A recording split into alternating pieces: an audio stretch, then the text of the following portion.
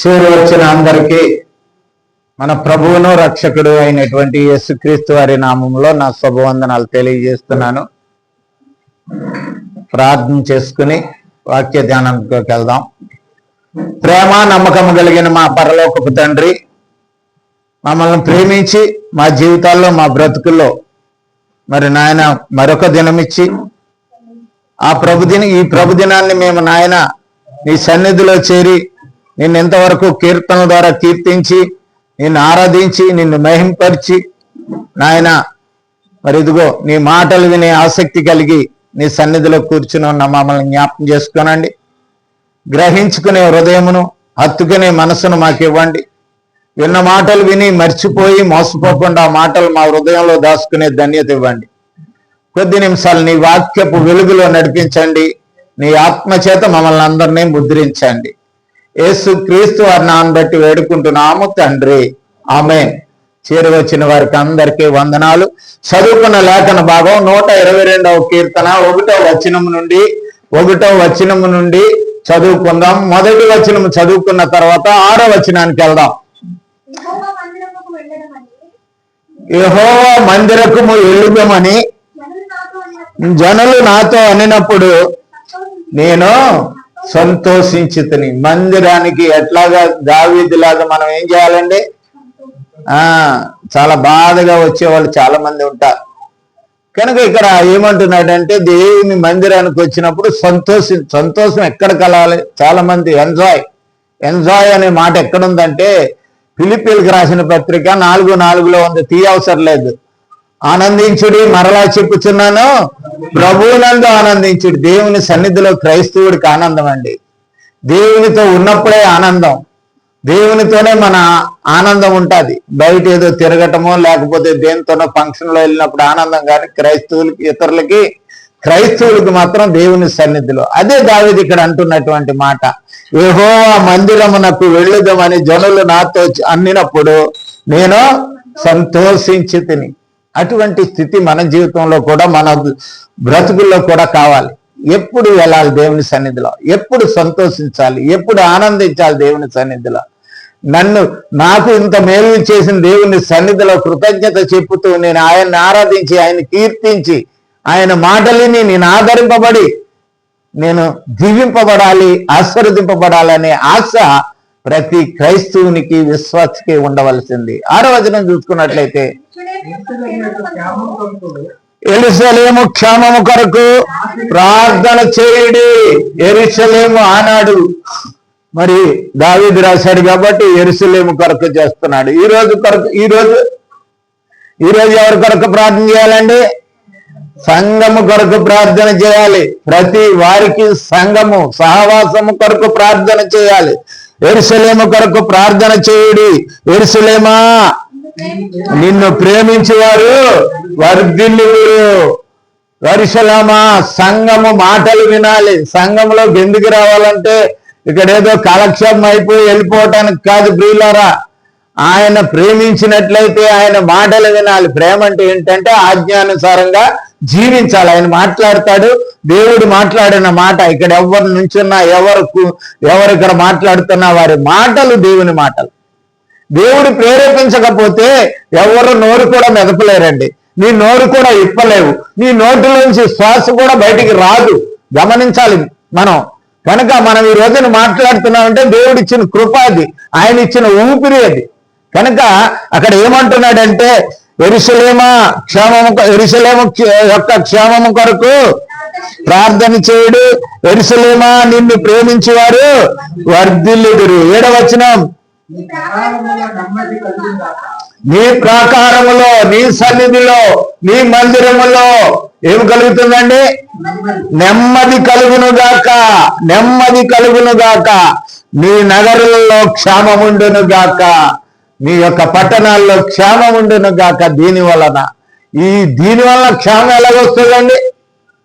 దీనివల్ల క్షేమం ఎలాగొస్తుందండి? మన సంఘం వల్ల ఈ చైతన్య వెల్ఫేర్ సొసైటీ కానీ, గాజుల రామారం కానీ, హైదరాబాద్ పట్టణం కానీ ఈ నగరంలో క్షేమం ఎట్లా వస్తుంది? ఇక్కడ చెప్పారు, చెప్పండి గట్టిగా. ప్రార్థన చేసినప్పుడు ఎప్పుడు కూడా క్రైస్తవులు ఏంటి తెలుసా, ఎక్కడ ఉంటే అక్కడ ఆశీర్వదింపబడతారు. ఏ దేశంలో క్రైస్తవులు ఉంటారో, ఏ ప్రాంతంలో క్రైస్తవులు ఉంటారో, ఏ ప్రాంతంలో క్రైస్తవులు మోకరించి ప్రార్థన చేస్తారో, ఏ ప్రాంతంలో దేవుని ప్రార్థన ఉంటుందో ఆ ప్రాంతము వర్ధిల్లింపబడతాది, ఆ ప్రాంతం ఆశీర్వదింపబడతాది, ఆ ప్రాంతం అభివృద్ధి పొందుతాది. కనుక గమనించాలి, దేవుని ప్రార్థన గురించి ఎంత మంచిగా చెబుతున్నాడు. ఇంకో మాట 8వ వచనంలో,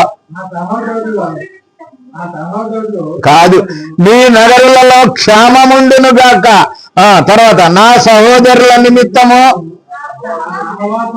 నా సహవాసుల నిమిత్తమును. ఎవరి కోసం ప్రార్థన చేయాలండి? నా సహోదరుల నిమిత్తము, నా సహవాసుల నిమిత్తమును నేను నీకు క్షేమము కలుగుగాక అని నేనందును. ఎప్పుడంటావు? నువ్వు ప్రార్థన చేసినప్పుడు. క్రైస్తవుని యొక్క గొప్ప నిరీక్షణ ఏంటో తెలుసా? నేను ప్రార్థిస్తే దేవుడు వింటాడు. నేను ఆయన చిత్తానుసారంగా ఉండి ఆయన వాక్యానుసారమైన జీవితం కలిగి నేను చేసిన ప్రార్థన ప్రతిదీ దేవుడుండి, నేనున్న ప్రాంతం కానీ, నేనున్న ప్రజలు కానీ, నేనున్న పట్టణం కానీ, నేనున్న ప్రదేశము కానీ దేవుడు ఆశీర్వదిస్తాడు అనే ఆలోచన మన జీవితాల్లోకి రావాలి. అటువంటిది ఈ రోజుల్లో చాలా మందికి మరి లేదు. నా సహవాసులకును నా సహోదరులకు క్షేమము కలుగును గాక అని నేనందును. 9వ వచనం, ఆఖరి వచనం, మన దేవుడైన యెహోవా మందిరము నిమిత్తము ప్రయత్నించదను. దేవుని కొరకు మనం ప్రార్థన చేసినప్పుడు అందరికీ సహవాసం అంతా మేలు కలుగుతుంది కదండి. ఈ రోజున మరి ఎక్కడ చూసినప్పటికీ మరి ప్రార్థనలు ఎప్పటి నుంచి? బుధవారం నుంచి ప్రార్థనా కాలం, శ్రమకాలం, మండల కాలం, లెంటి డేస్, నువ్వేమనుకున్నా పర్వాలేదు, ఇది ప్రార్థన కాలం, ప్రార్థన సమయం, ప్రార్థన దినాలు. మనం ఎంత గడుపుతున్నామో మనకే తెలుసు. ఎవరు అడగరు, ఎవరు మిమ్మల్ని ఏమి చెయ్యి అని కూడా మెళ్ళలో ఉంచరు. కనుక అది నీది. దావీదు ఎంత విధిగా మాట్లాడాడో, దేవుని సన్నిధికి వెళ్దామన్నప్పటికి ఎంత సంతోషించాడో, దేవుని సహవాసులతో కలిసి ప్రార్థిస్తే దేవుడు నన్ను ఆశీర్వదిస్తాడు, నేనున్న ప్రదేశాన్ని ఆశీర్వదిస్తాడు, నేనున్న నగరాన్ని ఆశీర్వదిస్తాడు, ఇక్కడున్న సహోదరులు ప్రజలను ఆశీర్వదిస్తాడు, నాతో సహవాసం చేస్తున్న సంఘాన్ని ఆశీర్వదిస్తాడని ఆశ మనకు కలగాలి. కానీ ఎవరు ఏదో చూడు ముద్దెద్దునేదో పొడిచినట్టుగా ఎవరు చేరండి.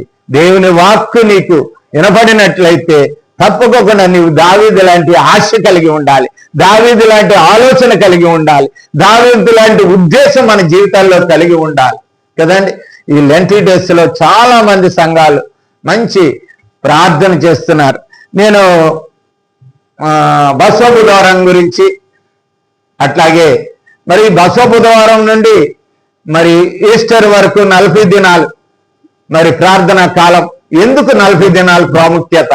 40 దినాల ప్రాముఖ్యత ఏమై ఉన్నది దాని గురించి, అట్లాగే మరి ఆ రోజుని బసవ బుధవారం రోజుని మరి మట్ల కాల్చి దాన్ని బూడిద చేసుకుని దాన్ని నుదుటన సిలువ ధరించుకొని మరి ఆ సిలువను బొట్టుగా పెట్టుకుని అదే ఒక గుర్తుగా మేము బూడిదై ఉన్నామయ్యా, బూడిదగా ఉన్న మమలను, ధూళిగా ఉన్న మమలను, మట్టిగా ఉన్న మమలను మనుషులుగా చేసి నువ్వు జీవం ఇచ్చి పోషించుకుని సంరక్షించుకు రావటానికి నీ కుమారుడైన యేసుక్రీస్తును బలి చేసావయ్యా.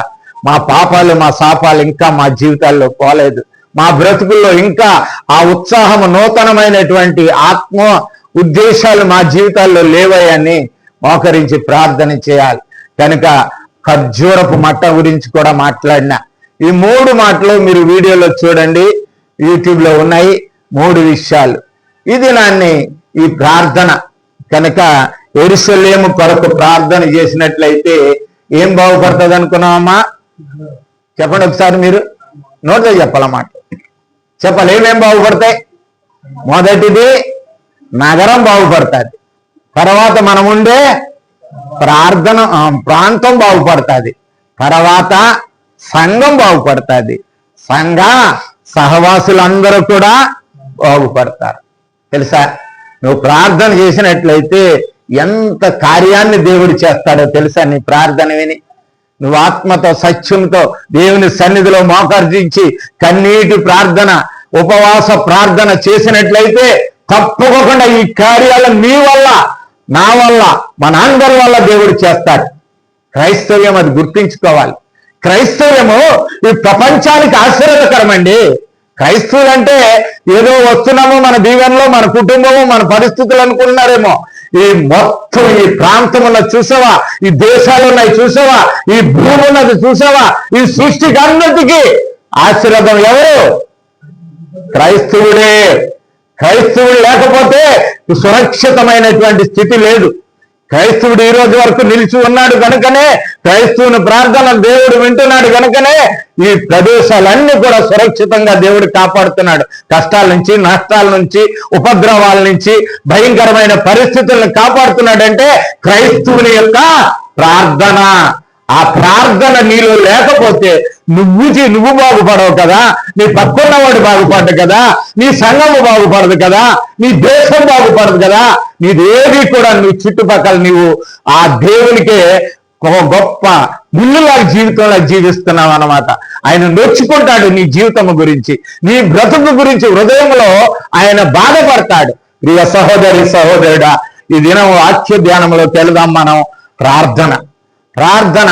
అసలు మొట్టమొదటి ప్రార్థన ఎప్పుడు ప్రారంభమైంది? అసలు ప్రార్థన చేయకముందు ఈ ఆదాము కాలము నుండి, అట్లాగే కాలం వచ్చినప్పుడు అబ్రహాము కాలము నుండి మరి బలిపీఠాలు ఇవ్వటము, బలిపీఠాలు కట్టించటం, బలి అర్పించడం జరిగింది. ఏనోస్ ఎప్పుడు పుట్టాడో అప్పుడు మొట్టమొదటి ప్రార్థన ఆదికాండం 4వ అధ్యాయం 24వ వచనం. ఆదికాండం 4వ అధ్యాయం 24వ వచనం. సేతునకు కూడా కుమారుడు పుట్టెను, అతనికి ఏనోసు. ఆదాముకు బదులు దేవుడు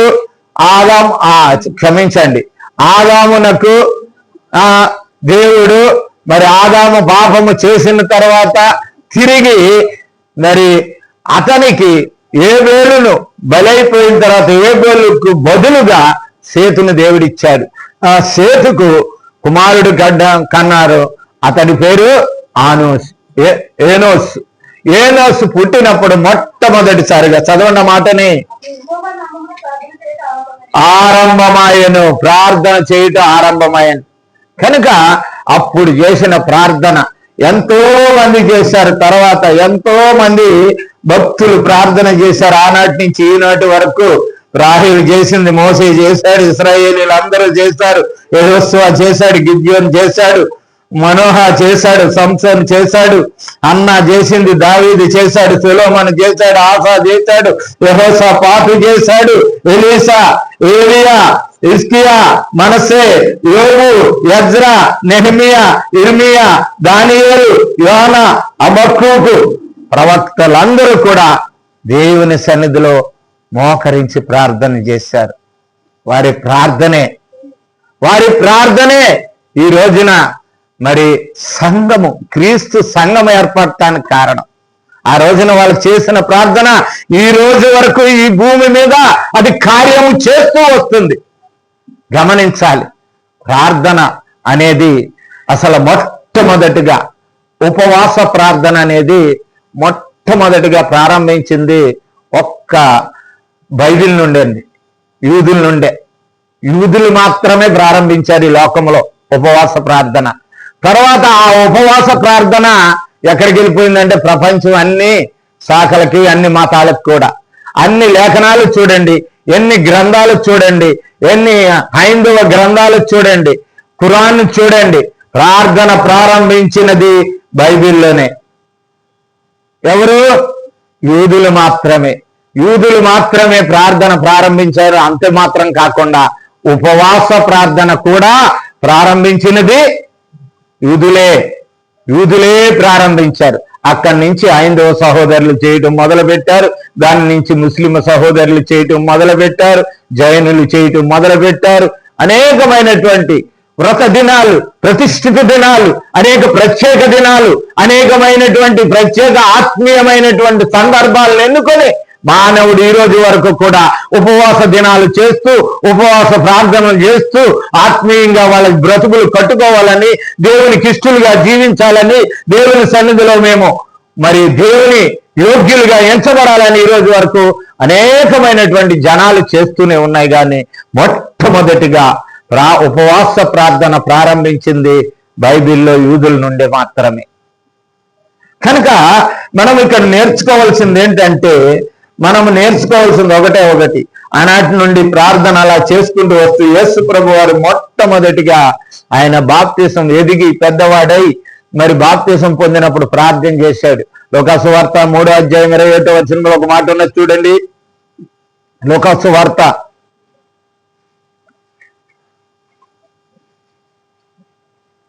3వ అధ్యాయం 27వ వచనం.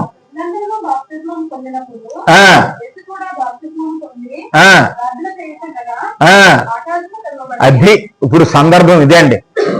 ఏమిటండి, యేసుప్రభు ప్రార్థన చేస్తే ఏమొచ్చిందండి చెప్పాలి, అందరూను నోటితో చెప్పాలి. ఆకాశము తెరవబడి పరిశుద్ధాత్మ ఆయన మీద కుమ్మరింపబడ్డది. ప్రార్థన చేస్తే ఏమొస్తుందండి, మనకి కాస్త ఆయాసం వస్తుంది కదండి, కాస్త నీరసం వస్తుంది. ఇంతే కదా మన జీవితాల్లో పొందేది. ప్రార్థన చేస్తే, ఉపవాసం ఉండి చేస్తే ఏమేస్తుంది, ఆకలేస్తుంది ఈ రోజుని. కనుక పరిశుద్ధాత్మ నీలోనికి వచ్చినప్పుడు నీకు ఆకలి అనేదే ఉండదు. ఎక్కడన్నా గమనించండి, బైబిల్ అంతా చదవండి. చదివినప్పుడు మీకు అర్థమవుతుంది. ఎప్పుడైతే యేసు ప్రభు వారు బాప్తీసం పొందుతున్నారో, బాప్తీసం పొందుతున్నప్పుడు పరలోకము నుండి ఆకాశవాణి ఒక మాట అన్నది. దేవుడు ఒక మాట అన్నాడు, ఈయన నా ప్రియ కుమారుడు, ఈయన యందు నేను ఆనందించుచున్నాను. ఆనందిస్తున్నప్పుడే నిన్ను బట్టి నన్ను బట్టి మన కుమారులని మనం ప్రార్థన చేస్తున్నప్పుడు దేవుడు ఆ స్వరాన్ని ఇచ్చాడా? నీ యందు ఆనందిస్తున్నాడా? పోనీ స్వరాన్ని ఇవ్వద్దు. పోనీ నీ యందు ఆనందిస్తున్నాడా నీ ప్రార్థన వల్ల?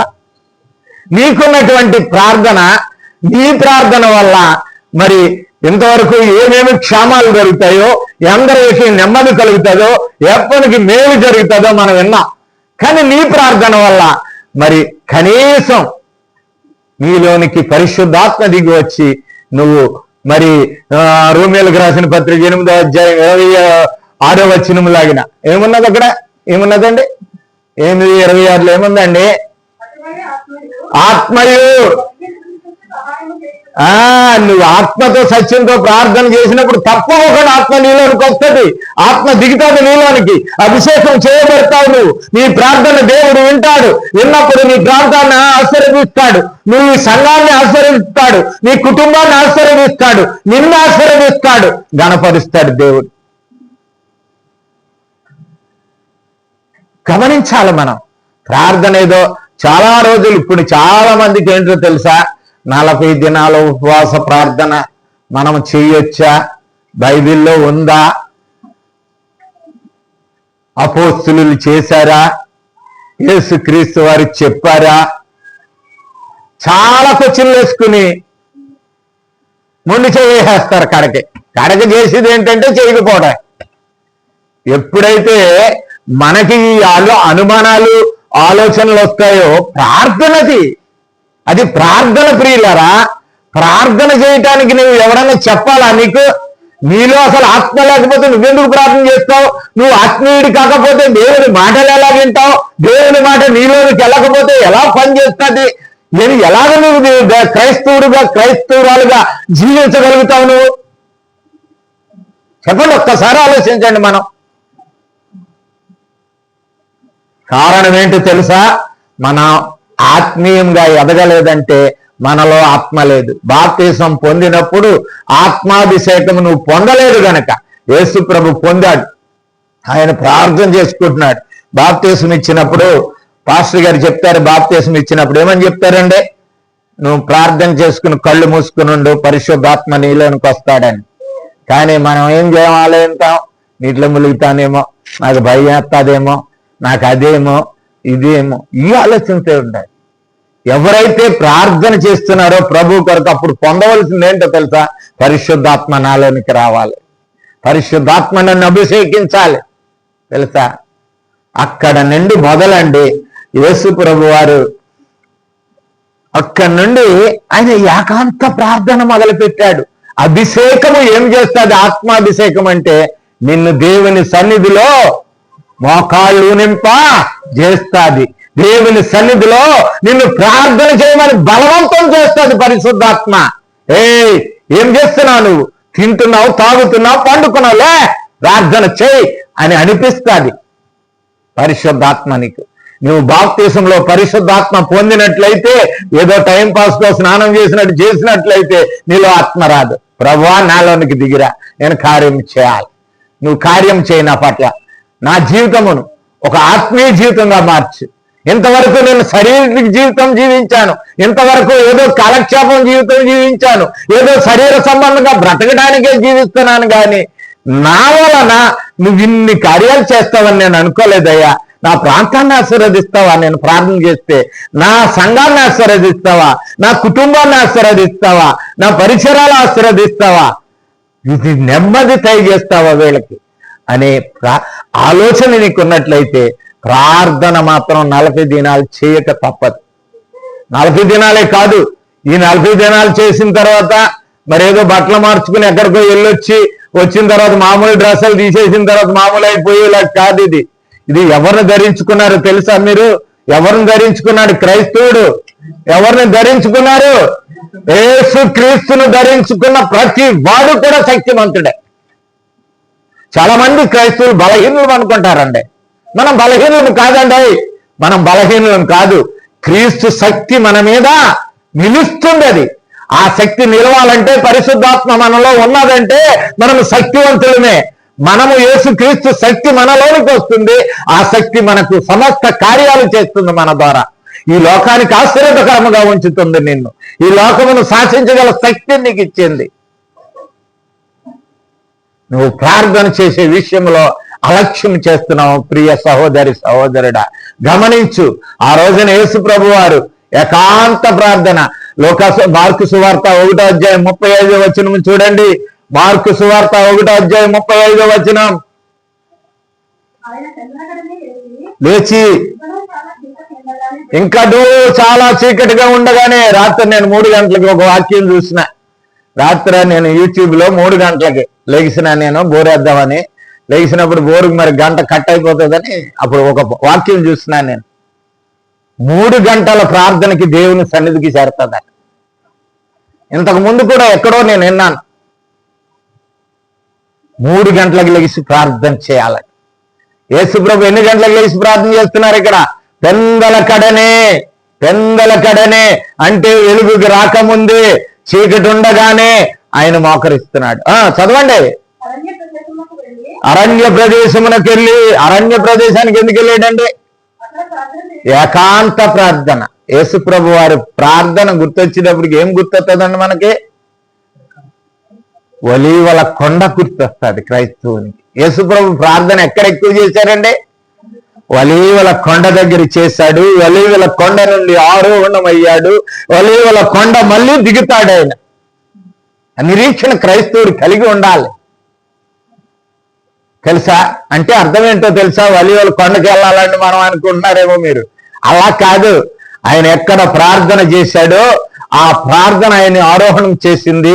నిన్ను కూడా ఆరోహణం చేయాలి యేసు ప్రభు వచ్చి రాకడలో అంటే నువ్వు కూడా ఒలీవల కొండ అనే ప్రార్థనలో నువ్వు నేను ఉండాలి. ఎప్పుడు ప్రార్థన ప్రార్థన ప్రార్థన. క్రైస్తవుడికి ప్రార్థన అండి. ఆత్మతోను చేతును మనస్సుతోనూ ప్రార్థన చేతు. నుంచున్నావా ప్రార్థన చేయి. నువ్వు ఎక్కడికి వెళ్తున్నావా ప్రార్థన చేయి. నువ్వే పని చేసినా సరే ఏదో భంగి ఉండాలని అవసరం లేదు. నీ ఇష్టమైతే మోకరించి ప్రార్థన చేయి. కన్నీళ్ళతో ప్రార్థన చేయి. సమయం తీసుకుని ప్రార్థన చేయి. మనసు మీద లేచిన వెంటనే ఎవ్వరు కూడా మొహం కడుక్కుని బ్రష్ చేసి ప్రార్థన చేయరండి. లేచిన వెంటనే ప్రభువా నన్ను బ్రతికించావు, మొట్టమొదటి కృతజ్ఞత చెప్పాలి. ఈ రోజున నిన్ను బ్రతికించినందుకు. అనేక మంది పండుకుని లేవకోకుండా కూడా అలాంటి శవాలయ్యి పెట్టులో పెట్టబడ్డారు. నిన్ను దేవుడు ఎందుకు సజీవులుగా ఉంచాడు? ఎందుకు సజీవునిగా నిన్ను లేపాడు ఈ రోజుని? ఆయన లేకపోతే నువ్వు లేవో తెలుసా నీకు? అది నేను లేచానని అనుకుంటే పొరపాటండి. చాలా మంది అనుకుంటున్నారు నేను లేచిపోయాను 5 గంటలకు అనుకుంటున్నారు. 5 గంటలకు లేపింది ఎవరు నిన్ను? చెప్పండి నాతో, ఎవరు లేపారు? ఆయనే లేపాడు నిన్ను. ఆయనే లేపి రే లేవరా అని చెప్పి లేచినప్పుడే, ఆయన లేపినప్పుడే నువ్వు లేచావు. ఆయన ప్రతి దానిలోనూ నీకు జీవితంలో ఉన్నాడండి ఆయన. నువ్వు ఒక క్రైస్తవుడిగా ఆ బాప్తీసం పొంది పరిశుద్ధాత్మను కలిగి ఒక క్రైస్తవుడిగా వాక్యానుసారంగా మరి జీవించినప్పుడు తప్పకుండా ప్రతి కార్యంలోనే ఆయన ఉంటాడు. ప్రతి కార్యంలోనే ఆయన ఉంటాడండి. తెలుసా? పెందల కడనే లేచాడు ఆయన. పెందల కడనే లేచాడు ఆయన. మరి మన జీవితంలో మనము ఈ రోజున నీ కుటుంబము బాగుపడాలన్నా, నీ కుటుంబం నెమ్మదిగా ఉండాలన్నా, నీ ఇంటి వారు నెమ్మదిగా ఉండాలన్నా, నీ సంఘము నెమ్మదిగా ఉండాలన్నగా, నువ్వు నివసిస్తున్న ప్రాంతం నెమ్మదిగా ఉండాలన్నా, నువ్వు జీవిస్తున్నటువంటి నగరము కానీ దేశము కానీ నెమ్మదిగా ఉండాలంటే ఎవరు కారకులు? ఎవరు చెప్పలేకపోతున్నారు? మన ప్రార్థనని నోటుతో చెప్పండి. నా ప్రార్థనను గుండె చేసుకుని చెప్పండి. నా ప్రార్థన, మన ప్రార్థన తప్పకుండా నీ చుట్టుపక్కల వాళ్ళని కూడా ఆశీర్వదిస్తుంది. ఈ ప్రాంతానికి నువ్వు ఆశీర్వాదకరంగా ఉంటావు నువ్వు కనుక గమనించాలి. కనుక యేసు ప్రభు వారు ప్రార్థన ప్రారంభించాడు. ఆ రోజు నుంచి ఈ రోజు వరకునండి, ఈ రోజు వరకు కూడా ఈ భూ ప్రపంచాన్ని, ఈ సృష్టిని అంతటినీ కూడా ప్రార్థనే కాపాడుతుంది, ప్రార్థనే నెమ్మదిస్తుంది, ప్రార్థనే సహాయం చేస్తుంది. యేసు ప్రభు వారి ప్రార్థన అంత గొప్పదండి. అందుకే యేసు ప్రభు వారు వాళ్ళ కొంచెం నిద్రపోయి కునుకులేసుకుని ప్రార్థన చేయమంటే చాలా మంది ఏం చేస్తారంటే ఎక్కువసేపు ఏం చేస్తారండి? నిద్రపోతారు. కనుక యేసు ప్రభు వారు అందుకే చెప్పారు, మెలకువగా ఉండి ప్రార్థన చేయండి అని చెప్పారు. మనకి ప్రార్థన మన జీవితంలో మెలకువగా చేసినప్పుడు మన జీవితాలు మారిపోతాయండి. మారక అని కాదు, మనం ఏదో ఆశించి మనం ఏదో చేసినప్పుడు. ఒక మాట అంటాడు, యోహాను రాసిన మొదటి పత్రిక 5వ అధ్యాయం 14-15 ఒక మాట ఉన్నది చూడండి. 14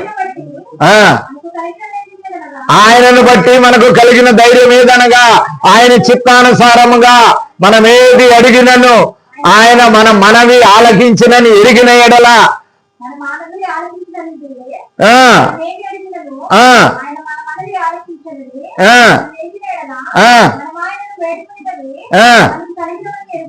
ఎరుగుదుము.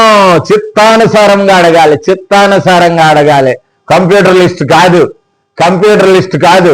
ఈవేళ ప్రభా ఈ సమస్య నాది, నా కుటుంబంలో నా భార్య సరిలేదు, నా భర్త సరిలేడు, నా పిల్లలు సరిలేదు, నా ఇంటి పక్కవాడు సరిలేదు, నా శరీరము సరిలేదు, నా పరిస్థితులు సరిలేవు, నాకున్న సమస్యలు ఉన్నాయి. మోకరించి దేవుని సన్నిధిలో మోకరించినవు. నీ సమస్య తీర్చకపోతే దేవుని మాట తీసేయొద్దు. ఇక్కడ తెలుసా అండి, ఇప్పుడైనా ఇంకొకప్పుడైనా ఎప్పటికైనా దేవుడు చేసి తీరుతాడు.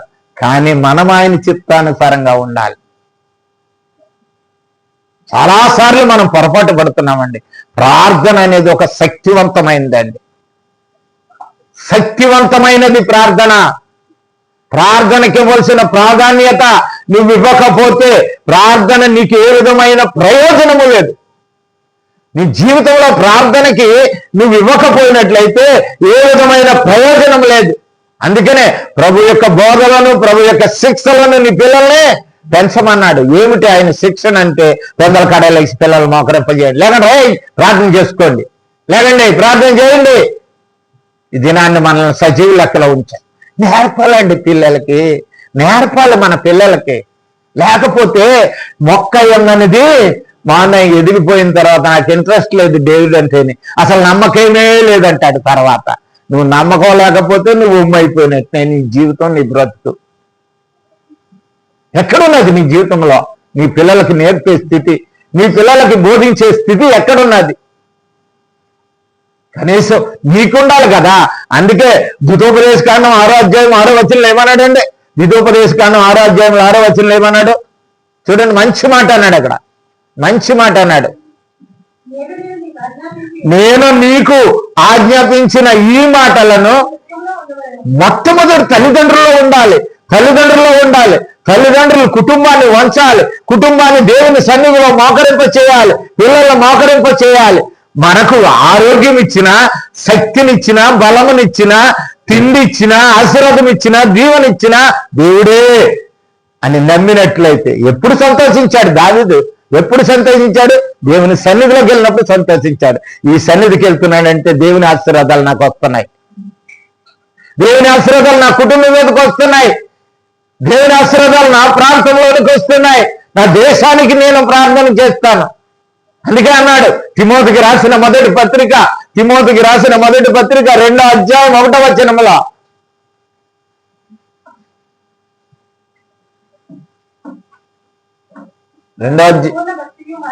మాన్యతను కలిగి నెమ్మదిగాను సుఖముగాను ఉండు నిమిత్తము అన్నిటికంటే ముఖ్యముగాను మనుషులందరి కొరకును, రాజుల కొరకును విజ్ఞాపనలను, ప్రార్థనలను చేయవలెను. ప్రార్థన చేసినప్పుడు మొట్టమొదటిగా కృతజ్ఞత చేయించాలని. కృతజ్ఞత లేని జీవితం కుర్తు తాగినట్టే. కుర్తు తాగి ముట్టు లోన కడతాది, అది మళ్ళీ తీదది. కుర్తు తాగినట్టు చేస్తాడు ఒక్కొక్కడు ప్రార్థన. కృతజ్ఞత చెప్పరు జీవితంలో. కుర్తి ఏమి తాగుతుందండి? కుర్తింది ఏమి తాగుతుంది చెప్పండి? కుర్తి ఏమి తాగుతుంది చెప్పాలి? బరి తాగుతుంది. చెప్పండి, బరి తాగుతుంది. అది మూతి ఎత్తది. ఇంకా బడబడ బడబడ బడబడ బడబడ బడబడ బడబడ బడ మనం కూడా 4 సౌండ్లు చేస్తాం, అయిపోద్ది, లెగిసిపోతాం. నీ ప్రార్థన ఒక శక్తివంతముగా మారాలి. ఈ రోజున అవకాశం వచ్చింది నీకు. మరి ఏదో నేను వాళ్ళ డినామినేషన్ చేసినట్టు, వీళ్ళ చేసినట్టు, వాళ్ళ చేసినట్టు కాదు. నువ్వు ప్రార్థన చేసి తీరాలి. ప్రార్థన చేస్తే నీకు ఎంత ప్రయోజనమో నువ్వు ఆలోచించుకో ప్రార్థన. అందుకనే ఈ ప్రార్థన యేసుప్రభు వారు ప్రార్థన చేసి కొండల గడలు లేచారు. ఆయన ఒలీవల కొండ ప్రార్థన ఈనాటి వరకు క్రైస్తవుల్లో ఉండాలి. దేవుని రాజ్యం కొరకు, ప్రతి విషయం కొరకు ప్రార్థన చేయాలి. ప్రతి శిష్యుని కొరకు ఆయన ప్రార్థన చేశాడు. శిష్యులు ఆత్మీయంగా ఎదగాలని ఒకసారి అడిగారు శిష్యులు. వాళ్ళకి తెలియదండి. శిష్యులు అందరూ పామరులు, చదువుకోలేదు. వాళ్ళు చదువుకున్న వాళ్ళు కాదు. వాళ్ళు ఖాళీకి ఎక్కువ మంది ఎవరండి? జాలరులు. పడవలు వేసుకునేవారు, వలలు వేసుకుని బ్రతికి చేపలు పట్టుకుని జీవనోపాధి అలగొట్టుకునేవాళ్ళు. కానీ యేసుప్రభు వాళ్ళనే ఎన్నుకున్నాడు. ఎందుకంటే వాళ్ళకి కష్టం తెలుసు, వాళ్ళకి ఒక శ్రమ తెలుసు, వాళ్ళకి ఓర్పు తెలుసు. ఒక వల వేసాడంటే ఒక రోజున పడుతుంది, ఒక రోజున పడదు, ఒక వలకు పడదు. ఎంత చేసుకున్నప్పటికీ వాడికి పడకపోయినా వాడు ఓర్చుకుంటాడు. ఆ రోజు ఈ రోజు ఏం పడలేదని సంతృప్తి చెందుతాడు. అటువంటి వాడిని యేసుప్రభు ఎన్నుకున్నప్పుడు వాళ్ళకి ఏమీ తెలియదు. యేసుప్రభు ఒక రోజున అడిగారు వాళ్ళు. మత్తయి సువార్త 6వ అధ్యాయం 9వ వచనంలో ఏమడిగారు తెలుసా? వాళ్ళు 6వ అధ్యాయం 9వ వచనంలో ఏమడిగారు వాళ్ళు? ముందు మాట చదువమ్మా. 8వ వచనం.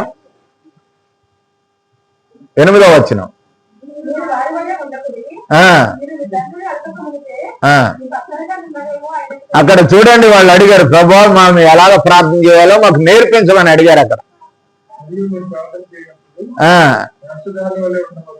కనుక ప్రార్థన అడిగారు. ప్రభువా మాకు ప్రార్థన లేదు, అలా చెయ్యి, ఇలా చేయండి, ఇలా చేయండి అంటే అసలు మాకు ప్రార్థనే రాదయ్యా, మాకు అలా చెయ్యి, ఇలా చెయ్యి అంటాం, ఏమని ప్రార్థన చేయాలో మాకు తెలియదని అడిగారు వాళ్ళు. అప్పుడు యేసుప్రభు 9వ వచనంలో చెప్పినాడు, ఇలా చేయండి రా. ఎవరికి చేయాలో తెలియదు వాళ్ళకి. ఇప్పటికీ కూడా క్రైస్తవులకి ఎవరు ప్రార్థన చేయాలో తెలియదు, ఎవరికి చేయాలో తెలియదు. తండ్రి యేసయ్యా అంటారు, లాస్ట్కి వచ్చినప్పటికీ యేసునామం అని అంటారు. ఎవరికి ప్రార్థన చేయాలి? ఎవరు మన ప్రార్థన వింటారు? ఎవరు మన ప్రార్థన ఆలకిస్తారు? ఇది ఆనాడు శిష్యులకు అర్థం అవ్వలేదు, ఈనాడు శిష్యులైన క్రైస్తవులకు కూడా అర్థం కాలేదు. పరలోకమందున్న మా తండ్రి, నీ నామము పరిశుద్ధపరచబడును గాక. నీ నామము పరలోకములో పరిశుద్ధమైనది. ఈ భూలోకములో కూడా మేము చేస్తున్న ప్రార్థన ద్వారా, ఈ భూలోకములో నీ ప్రార్థన వల్ల, మా ప్రార్థన వల్ల ఇక్కడ నీ నామము కూడా పరిశుద్ధపరచబడును గాక. ఈ ప్రార్థన దేవుణ్ణి మహింపరచాలండి. కొంతమందికి మేలు జరగాలి, ఆ మేలు ద్వారా అనేక మంది దేవుణ్ణి మహింపరచాలి. ఆయన సత్యదేవుడు నిత్యదేవుడు అని ఎరగాలి. ఇంకో మాట అన్నారు తర్వాత, నీ రాజ్యము వచ్చును గాక, నీ సంఘము బలపడును గాక అని అర్థం అండి. రాజ్యం అంటే దాని గురించి కాదు, నీ చిత్తము పరలోకమందు నెరవేరినట్లు భూమి మీద కూడా మా ద్వారా అని అర్థం. మా ద్వారా భూమి మీద నీ చిత్తం నెరవేరు. అది దేవుని చిత్తంలో మనం ఉన్నామా? దేవుని చిత్తానుసారంగా ఏది అడిగితే ఆ కార్యం జరుగుతుందండి. ఎదటి వాళ్ళకి స్వస్థత. ఆ రోజున ఆ ప్రార్థన ఆయన చేసినాడు కాబట్టి ఈ రోజు వరకు కూడా శిష్యులు ఆ ప్రార్థన నేర్చుకుని, ప్రార్థన లేకుండా యేసుప్రభు ప్రార్థన చేస్తుంటే వీళ్ళు నిద్రపోయినారు, ఆ ప్రార్థన తెలియదు, చాలా అయోమయ స్థితిలో ఉండిపోయినారు. యేసుప్రభు ఎక్కడికి వెళ్తుంటే అక్కడికి వెళ్ళిపోయేవారు. ఆయన ప్రార్థన చేసి స్వస్థపరుస్తుంటే కళ్ళు అప్పగించి చూసేవారు. బలి శిష్యుడైనా, అయ్యో సముద్రాన్ని గద్దించాడు ఈయన, అయ్యో సముద్రం మీద నడిచి వచ్చేస్తున్నాడు ఈయన. ఇది చూశారు కానీ ప్రార్థన శక్తి కానీ ఆయనలో ఉన్న ఏ శక్తి అయితే పరిశుద్ధాత్మ శక్తి యేసుప్రభులో ప్రవేశించి కార్యం చేస్తుందో అది నేను కూడా పొందాలని ఆశ కూడా ఆ రోజున శిష్యులకు లేదు. ఇక్కడంటే యేసుప్రభు వారు ఆరోహణం అయిపోయిన తర్వాత 40 దినాలు తిరిగాడు. వీళ్ళ మధ్యన పునరుద్ధరణ అయి తర్వాత తిరిగిన తర్వాత ఆయన ఆరోహణం అయిపోతున్నాడు. ఎక్కడి నుండి?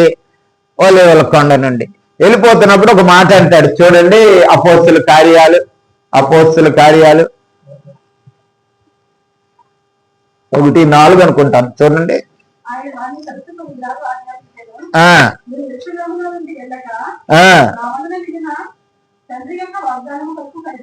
కనిపెట్టుడి కనుక నీకు వాగ్దానం ఇచ్చాడు, ఆదరణకర్తను మీకు పంపిస్తానన్నాడు. ఎక్కడది? యోహాను సువార్త 14వ అధ్యాయంలో ఏమన్నాడు? ఎవరిని పంపిస్తానన్నాడండి? ఆదరణకర్త అయినటువంటి పరిశుద్ధాత్మని మీకు తోడుగా ఉంచుతాను. మీరు ఆత్మీయ జీవితాన్ని కోల్పోకుండా, నిరాశ నిస్పృహ చెందకోకుండా, మీ జీవితాల్ని నాశనము చేసుకోకుండా ఉండటానికి నేను మీ కొరకు, నేను వెళ్ళిపోయినా గాని వేరొక ఆదరణకర్తను మీ కొరకు నేను పంపుతానని చెప్పినాడు. అందుకని అది వీళ్ళు మర్చిపోయారు. వీళ్ళు మర్చిపోయినా కానీ యేసుప్రభు వారు ఏం చేస్తున్నారు? గుర్తు చేస్తున్నారు. ఆయన గుర్తు చేసి ఏమంటున్నాడు? చదవండి ఇప్పుడు.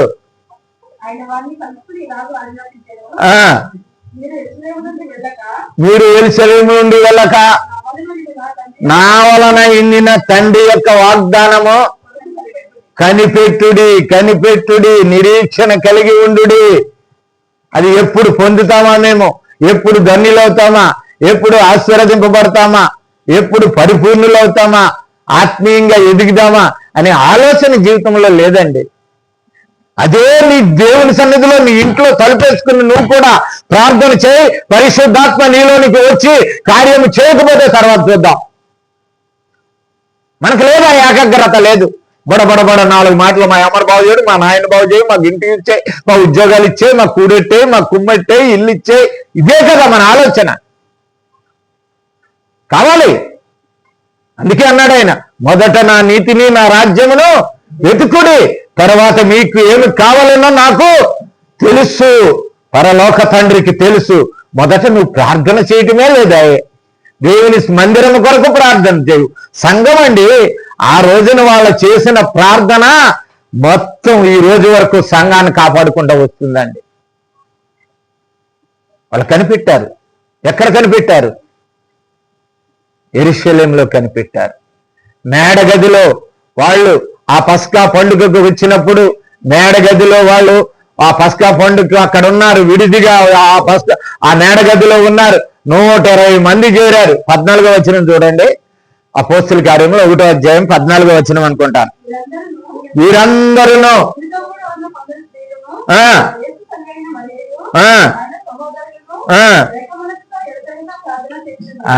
120 మంది అక్కడ.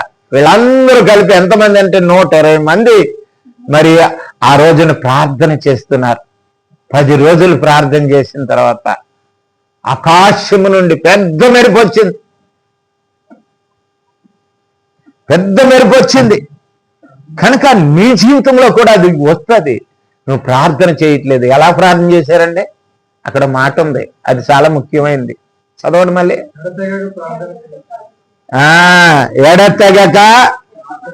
ఎడతెగక ప్రార్థన చేశారు వాళ్ళు. ఏక మనస్సుతో ప్రార్థన చేశారు. ఏక మనస్సు అని ఉంటది. ఏక మనస్సుతో ఎడతెగక ప్రార్థన చేసినప్పుడు 10 రోజులకి పరిశుద్ధాత్ముడు అగ్ని నాలుకల వంటి వారిలో ప్రవేశించినప్పుడు వారు అన్య భాషల్లో మాట్లాడారు. అక్కడ చేరిన ప్రజలందరికీ బోధించడానికి ఏ దేశాల నుంచి వచ్చినటువంటి ఇశ్రాయేలీలు ఏ దేశాలకి తరంపడ్డారో, ఎక్కడైతే వలసలకు వెళ్ళిపోయినారో, ఆ వలసల్లో స్థిరపడిపోయినారో, సంవత్సరానికి ఒక రోజున వస్తున్నటువంటి పస్కా పండుగకు దేవుని మందిరకు యెరూషలేముకి వెళ్ళాలని పండగకు వచ్చినటువంటి ఆ యొక్క జాతి ఎక్కడైతే వాళ్ళ భాషలు నేర్చుకుని ఎక్కడైతే వాళ్ళు నివాసం ఉంటున్నారో వాళ్ళకున్న భాషల్లో కూడా, ఆ దేశ భాషల్లో కూడా ఎవరు మాట్లాడుతున్నారు? ఈ శిష్యులు మాట్లాడుతున్నారు. తెలుగు మాట్లాడితేనే మనకు అర్థం కాదు. అర్థమవుతుందా? ఒక్కోసారి తెలుగు మాట్లాడితేనే కానీ నాకు అర్థం అవ్వట్లేదండి అని తలగొక్కుంటాం మనం. కానీ వాళ్ళు పరిశుద్ధాత్మ పొందిన తర్వాత ఆ యొక్క పొంతి అక్కడ కిందే ఉంది, నేను అన్ని చదివించలేను, నేను సమయం లేదు కనుక ఆ అనేక ప్రాంతాలు భాషల్లో మాట్లాడుతున్నారు. వాళ్ళు ఆశ్చర్యపోయారు. ఏంటి సంగతులు, ఏమిటి సంగతులు? వీళ్ళు మన భాష వీళ్ళకి ఎలాగొచ్చు? మనం ఉన్న భాషలతో వీళ్ళు మనకు దేవుని వాక్యాన్ని బోధిస్తున్నారే, దేవుని గొప్ప కార్యాలు వివరిస్తున్నారే, దేవుని ఒక సంగతులు తెలియబరుస్తున్నారే, ఇది ఎట్లా జరుగుతుంది అని అంటే పరిశుద్ధాత్మ నింపుదల, పరిశుద్ధాత్మ శక్తి. అది ప్రియ సహోదరుడా, నువ్వు ప్రార్థన చేయి. అవకాశం వచ్చింది. అది వాడి చేయొచ్చా, ఈడి చేశాడా, అక్కడుందా ఇక్కడుందా నీకు అనవసరం. ప్రార్థన దేవుడు నీకు మేలు చేస్తాడు, నెమ్మదినిస్తాడు, నీ కుటుంబానికి, నీ ప్రాంతానికి, నీ సంఘానికి, నీ సహవాసానికి. ఆ రోజున వాళ్ళు ప్రార్థన చేసిన ప్రార్థన ఈ రోజు వరకు దేవుని రాజ్యము విస్తరిస్తూనే వస్తుంది. ఎంతో మంది రోమా చక్రవర్తులు మరి సర్వనాశనం చేశారు క్రైస్తవుల్ని, సర్వనాశనం చేశారు. ఒక గుడవలో వేసి నిప్పేసి తగలబెట్టారు. ఎన్నో చెట్లకి కాళ్ళేసి కట్టేసి తారు పూసి ఆ నిప్పులు అంటించారు. అగ్ని గుణాల్లో వేసినారు, అనేకమైనవి చేసినారు. కానీ వాళ్ళ ప్రార్థన శక్తి వల్ల ఇప్పుడు వరకు కూడా దేవుని రాజ్య వ్యాప్తి ఆగలేదండి. రోజు రోజుకి పెరుగుతుంది. ఎంతమంది మతోన్మాదులు వచ్చినా, ఎంతమంది రాజ్యాలు చట్టాలు శాసనాలు తీసుకొచ్చినా, ఆదివారం వీళ్ళు ఆరాధిస్తున్నారు. ఆదివారం వద్దు శుక్రవారం పెడదామనుకున్నా, ఆదివారం ఆరాధన మా అందరూ ఉండే క్రైస్తవుడు అయి ఉంటే మంతడా అయ్యారు చెప్పండి, ఏమండి మానేస్తామేమండి ఆదివారం లేకపోతే ఎట్లా అని ఆయన అనుమానం వచ్చింది. కానీ రాకూడదు అట్లా. ఎందుకంటే దేవుని యొక్క చిత్తానికి అడ్డు ఏది కూడా చేయలేదు. ఆ రోజు నుంచి ఈ రోజు వరకు ప్రార్థన జరుగుతూనే ఉన్నది. అక్కడి నుంచి కార్యాలు జరుగుతూనే వస్తున్నాయి. మొట్టమొదటిగా చూడండి, మొట్టమొదటిగా శిష్యులు ప్రార్థన చేశారు. అపోస్తుల కార్యములు 1వ అధ్యాయం 24-25 అది కదమ్మా, క్షమించండి. అపోస్తుల కార్యములు 2వ అధ్యాయం 42. విపస్తుల బోధ యందును సహవాసమందును రొట్టె విరుచుట యందును ప్రార్థన చేయుట యందును ఎడతెగక ఉండి అనే మాట చాలా ముఖ్యమైనది. ఎడతెగక అంటే గ్యాపలు లేవు. ఇవాళ పని ఉంది, ఇవాళ ప్రార్థన లేదు, ఇవాళ నీరసం ఉంది లేదని కాదు. పండుకుని ప్రార్థన చేయి, పండుకుని ప్రార్థన చేయాలి. ప్రార్థన లేకపోతే ప్రాణం పోయినట్టు లెక్కట్టుకోండి. ఎవరైనా సరే యేసుక్రీస్తు జీవం ఉంటే మెదులుతాడు వాడు దేవుని కొరకు ప్రార్థన చేస్తాడు. అందుకే సమూయేలు అన్నాడు, నేను మీ కొరకు ప్రార్థన చేయకపోయినట్లయితే నేను పాపము చేసిన వాడిని అవుతావు. నువ్వు కూడా ఏ దినాన్నైతే ప్రార్థన చేయలేదో ఆ రోజు నీ పాపం లెక్కలోకి వెళ్తాడు. ఈ కౌంటింగ్ నాకు చూసావా, అది పాపం లెక్కలో రాస్తాడు. ఈ దినాన్ని పలాని టీవీ రాజు ప్రార్థన చేయలేదు, ఇది కౌంటింగ్. వీళ్ళారా గమనించండి, మన జీవితంలో ప్రార్థన ఎంత శక్తివంతమైంది, ఎంత మేలుకరమైంది, ఎంత ఆశీర్వాదకరమైంది, ఎంత దీవెనకరమైంది ఒక్కసారి ఆలోచించండి. తిండి లేకపోతే ఉండొచ్చండి. 40 దినాలు యేసుప్రభు వారు 40 దినాలు అపవాది చేత శోధించబట్టానికి కొండ ఎక్కినప్పుడు 40 దినాలు ఆయన ప్రార్థన, ఆయన ఆహారము తినలేదు, నీరు తాగలేదు. మోసే సియోను సీనాయి పర్వతం ఎక్కినప్పుడు 40 దినాలు ఆకలి దప్పులు లేవు. ఎందుకు చెప్తాను, ఎందుకు లేవు? వాళ్ళు కావాలని, మనలా కాదది. ఆత్మ ఎప్పుడు ఉంటుందో నీకు ఆహారం అవసరం లేదు, నీకు నీరు అవసరం లేదు. వాళ్ళ శక్తిమంతులు 40 దినాలు ఉన్నారు. కనీసం నువ్వు 4 రోజులు ఉండలేవు, నేను కూడా 3 రోజులు ఉండలేను, ఒక్కరోజు కూడా ఉండలేవు. కానీ వారిలో ఆత్మశక్తి అలాగ ప్రవేశించింది, ఆత్మశక్తి అలాగా స్థిరపడ్డాది. మన దగ్గర ఇప్పుడు వెళ్ళిపోదు, కొంచెం ఎప్పుడు మళ్ళీ మన నోటంట ఉప్పు నీళ్ళు వచ్చేస్తాయి. మన నోటంటే ఏమొస్తాయండి? ఉప్పు నీళ్ళు వచ్చేస్తాయి. ఉప్పు నీళ్ళు అంటే తెలుసు కదా, సంస్కృతం ఉప్పు నీళ్లు. మంచినీళ్ళు అంటే దేవుని మాటలు. మంచినీళ్ళు అంటే ఏంటండి? దేవుని మాటలు. ఉప్పు నీళ్ళు అంటే ఏంటండి? సంస్కృత భాష. మీకు అందరికీ అర్థమవుతుందండి. కనీసం పిల్లలు కోపం వచ్చిన పిల్లలన్నా తిడతాం, మౌనన్నా తిడతాం, దూరపున్న వాళ్ళన్నా తిడతాం. మనలో ఎక్కడున్నదండి స్టాండర్డ్ గాను? ఆ రోజున కార్యాలు జరిగినాయంటే పరిశుద్ధాత్మ యొక్క కార్యం అది. ఈ రోజు నువ్వు కూడా దేవుని సన్నిధిలో మోకరించి ఏకార్థ ప్రార్థన చేయి. ఈరోజు నాకు ఇల్లు పట్టలేదండి, పిల్లలు నిద్రపోవట్లేదండి, పిల్లలు ఇల్లు లేదండి, నేను రాత్రి 12 గంటలైనా సరే ఇవాళ ప్రార్థన చేస్తాను. 1 గంట 2 గంటలు నువ్వు ప్రార్థన కూర్చో. నువ్వు గంటలు ఎక్కట్ట అవసరం లేదు, నిమిషాలు టైం ఎక్కట్ట అవసరం లేదు. నువ్వు దేవుడే నడిపిస్తాడు. నేను శక్తి లేకపోతే నువ్వు మాట్లాడొద్దు. అక్కడ ఏమన్నా ఉన్నది? రోమపత్రిక 8:26 ఏమన్నది? వచ్చింపగాని మాటలతో పరిశుద్ధాత్మ మీ పక్షముగా తానే విజ్ఞాపన చేస్తాడు. నువ్వు మాట్లాడవసరం లేదు, కానీ నువ్వు ముఖరించాలి. మోకరించడం నేర్చుకోవాలి, మోకరించడం చేతనవ్వాలి, దేవుని సన్నిధికి వెళ్ళటం చేతనవ్వాలి. మనకి నీ సహవాసాన్ని బాగు చేస్తుంది, నీ కుటుంబాన్ని బాగు చేస్తుంది, నీ సంఘాన్ని బాగు చేస్తుంది, నీ సమస్త ప్రదేశాలన్నింటినీ బాగు చేయడానికి నువ్వే కారకుడు. ఈ రోజు లోకం పాడైపోయిందంటే క్రైస్తవుల్లో యథార్థత లేదు. నిజంగా నేను ఒప్పుకుంటాను దాన్ని. మనలో యథార్థత లేదండి, మనందు యథార్థ జీవితం కాదు కాబట్టే లోకం ఇలా చెడిపోతుంది. వెలుగున్న అక్కడ చీకటికి ఎక్కడ అవకాశం ఉంది చెప్పండి? వెలుగుంటే ఎక్కడన్నా చీకటి వస్తుంది? ఆ ఇంట్లోకి రాదే. నీలో వెలుగులేదు, నాలో వెలుగులేదు. మనం వెలుగు లేకుండా చీకటి సంబంధంగా బ్రతుకుతున్నాం. మచ్చక ఏం లైట్ అది? ఏం లైట్ అది? Serial light. అప్పుడప్పుడు ఆగుతుంది, వెలుగుతుంది. చూసారా? మనం కూడా సీరియల్ లైట్లే. కొంచెంసేపు ఉంటుంది, కొంచెంసేపు ఉండదు. జీవితం కాదండి. మన దేదీప్యమానంగా క్రీస్తులో ఎలగవలసిన వాళ్ళం మనం.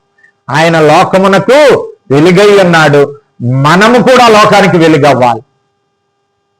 మనము కూడా లోకానికి వెలుగవ్వాలండి. క్రైస్తవుడు వెలుగులో అనేక మంది ఆనందించాలండి, అనేక మంది దీవించాలండి, అనేక మంది సంతించాలండి. మీ ప్రార్థన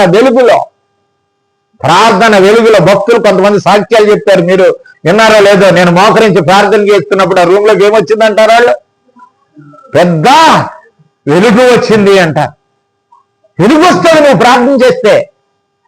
వాళ్ళ ప్రార్థన చేస్తేనే కాదు, నువ్వు ప్రార్థన చేసినా, నేను ప్రార్థన చేసినా, మన ప్రార్థన పరిశుద్ధాత్మ శక్తిని కలిగి ప్రార్థన చేస్తే తప్పుకోకుండా ఆశీర్వదింపబడతాం. మనకి ఈ శ్రమలో, ఈ ఆలోచనలు, ఈ బలహీనతలు ఏమీ ఉండవు. నమ్మకంగా ప్రార్థన చేయాలి. కొన్ని మాటలు నేర్చుకున్నాం ఈ దినాన్ని. చూడండి, వాళ్ళు ఇంటింట ఎడతెగక ప్రార్థన చేశారండి. అపొస్తలుల కార్యం 4వ అధ్యాయము 24వ వచనంలో ఒక మాట అంటాడు.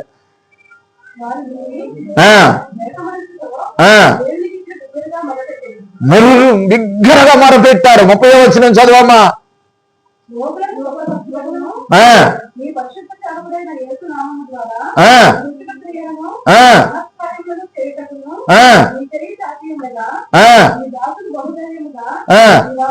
ప్రకటించరి.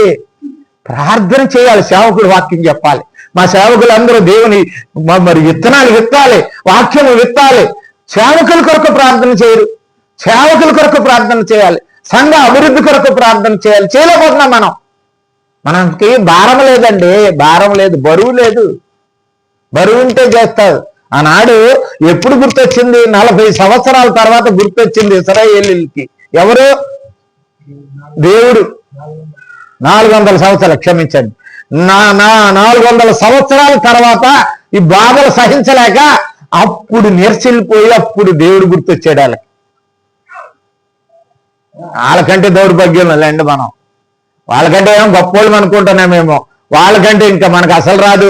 ఎప్పుడు గుర్తొస్తుంది అంటే మంచం మీద పడినప్పుడు గుర్తొస్తుంది. అయ్యో దేవుడా, నన్ను ఇలాగ చేసావా, అలాగే చేసావా, నా కాలు కదలట్లేదు, నా నోరు రావట్లేదు, నాకు ఆకలి వేయట్లేదు, నాకు తలపోటు వస్తుంది, నాకు ఇది వస్తుంది అది వస్తుంది అని మంచం మీద పడినప్పుడు గుర్తొస్తుంది మనకి. ప్రియ సహోదరి సహోదరుడు అని చెప్పేది ఏమిటంటే, ఈ 40 దినాలు దేవుడు నీకు అవకాశం ఇచ్చాడు. ఎవరు చెప్పినా ఎవరు చెప్పకపోయినా ప్రార్థన నీ జీవితాన్ని బాగు చేస్తుంది, నీ బ్రతుకుని బాగు చేస్తుంది, నీ కుటుంబాన్ని బాగు చేస్తుంది, నీ పరిసరాలు బాగు చేస్తుంది, నీ సంఘాన్ని బాగు చేస్తుంది, నీ సహోదరులు, నీ కుటుంబస్తులు అందరినీ, నువ్వు ఉన్న నగరం కూడా బాగు చేస్తుంది. చదివాం ఇందాక ముందు, అందరినీ బాగు చేస్తుంది. నువ్వే కారణం. దాన్ని ఇవన్నీ పాడైపోతున్నాయంటే కారణం నువ్వు నేనే.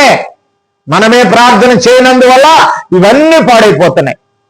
క్రైస్తవునికి ఒక శక్తి ఉంది, ప్రార్థనా శక్తి అంటారు దాన్ని. ప్రార్థన చేస్తే కార్యాలు జరుగుతాయి. ప్రార్థన చేస్తే అపోస్తులు ప్రార్థన చేస్తే కార్యాలు జరిగినాయి ఆ రోజున. ఎందుకు ఎప్పుడు చూసినా ఇంతే. కొన్ని ఖర్చులు సంఘంలో, ప్రతి సంఘంలోనూ ఖాళీగానే ఉంటాయి. మొగుడు వస్తే భర్త వస్తే భార్య రాడు, భార్య వస్తే భర్త రాదు, పిల్లలు వస్తే తల్లిదండ్రులు వస్తే పిల్లలు రారు. కారణం ఏంటండి? ఆసక్తి లేదు, సంతోషం లేదు దేవుని సన్నిధిలోకి వెళ్ళాలనే సంతోషం మనకు లేదండి, ఆనందం లేదు, ఏదో కాలక్షేపం వెళ్ళిపోతుంది జీవితం అని అనుకుంటున్నారు.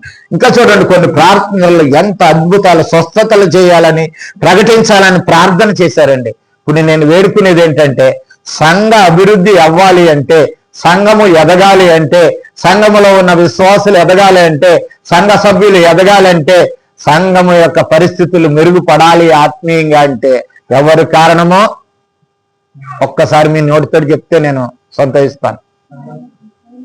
ఎవరు కారణమో నా ప్రార్థన అనండి. మనద్దు, ఇంకా మన కలపొద్దు. నీకు ఇండివిజువల్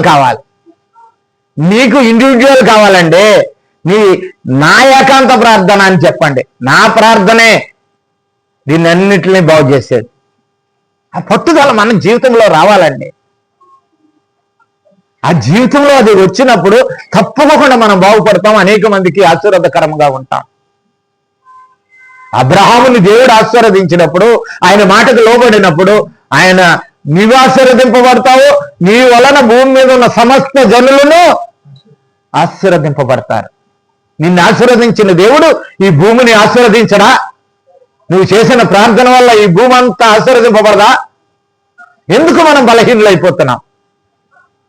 ఎవరు మనల్ని మోసం చేస్తున్నారు? ఏదైతే బలహీన పరిస్థితితో దాన్ని ఎదురుగా ముందుకెళ్దాం, దేవుని సన్నిధిలో కూర్చుందాం. ఈ 40 దినాలు నా జీవితంలో డ్యూటీ చేసుకోవద్దని నేను అంటలేదు, పనులు చేసుకోవద్దని నేను అంటలేదు, పిల్లం బిడ్డలు పోషించుకోవద్దని నేను అంటలేదు. ఆదికాండం 5వ అధ్యాయము 21వ వచనంలో ఒక మాట ఉంది.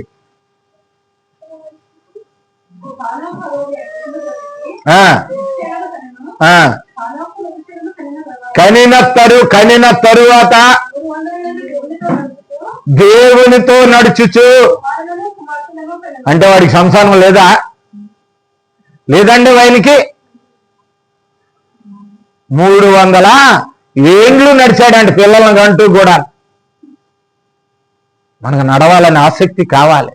దేవుని మీద ఆశ ఉన్నట్లయితే, దేవుని సన్నిధి ఆ సంతోషం ఉన్నట్లయితే తప్పకోకుండా ఏ కార్యము నెరవేర్చాడండి దేవుడు. ఇవాళ కాకపోతే రేపు, రేపు కాకపోతే ఎల్లుండి, తప్పకోకుండా చేస్తాడు. నమ్మట నీ వల్ల అయితే నమ్మడానికి సాధ్యమనే మాట మన జీవితాల్లో సువర్ణాక్షరాలతో మన బ్రతుకుల్లో రాసుకున్నట్లయితే ఆ కార్యాలు జరుగుతాయి. యవనస్తులవనే, వృద్ధులవనే, కుటుంబాలవనే, ఎవరైనా సరే మన జీవితాల్లో రాసుకోవాలి. అది నేను నమ్మమన్నాడు, నా ప్రార్థన చేస్తే నా ప్రార్థన వింటానన్నాడు, ఉత్తరం ఇస్తానన్నాడు, సమాధానం ఇస్తానన్నాడు, నా జీవితంలో మేలు చేస్తానన్నాడు. ఆ మాట రాసుకొని జీవితంలో ఎందుకు బలహీనం అయిపోతున్నాం మనం? ఎందుకు మన కుటుంబాలను దేవుని వైపు నడిపించలేకపోతున్నాం? ఎందుకు మన కుటుంబాలకి బలహీనంగా చేసుకుంటున్నాం? కారణం నీ ప్రార్థనే. నీ ప్రార్థన అంటే కుటుంబంలో ఒక్కరు చేయమని కాదు, భర్త, భార్య, పిల్లలు అందరూ ఆలోచించుకోవాలి. గమనిద్దాం, కొన్ని మాటలు నేర్చుకుని ముగించుకుందాం. చూడండి, అపోస్తుల కార్యంలో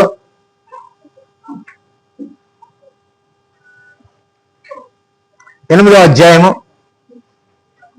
15వ వచనం 16వ వచనం. మీరు వచ్చి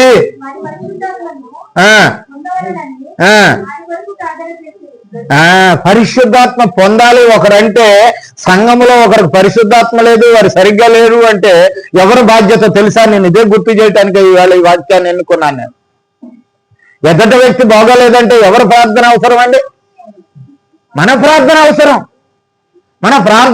ఎదటి వ్యక్తిని బాగు చేస్తుంది, పరిశుద్ధాత్మను నింపుతుంది, వాళ్ళ శక్తివంతులుగా చేస్తుంది, పరిపూర్ణులుగా సంపూర్ణులుగా తీరుస్తుంది. అది వారి కోసం ప్రార్థన చేయాలి. ప్రార్థన చేయకే మనం ఇట్లాగ అయిపోతున్నాం. మనం చూడండి, 16వ వచనం కూడా చదువమ్మా, 17 వరకు చదువు.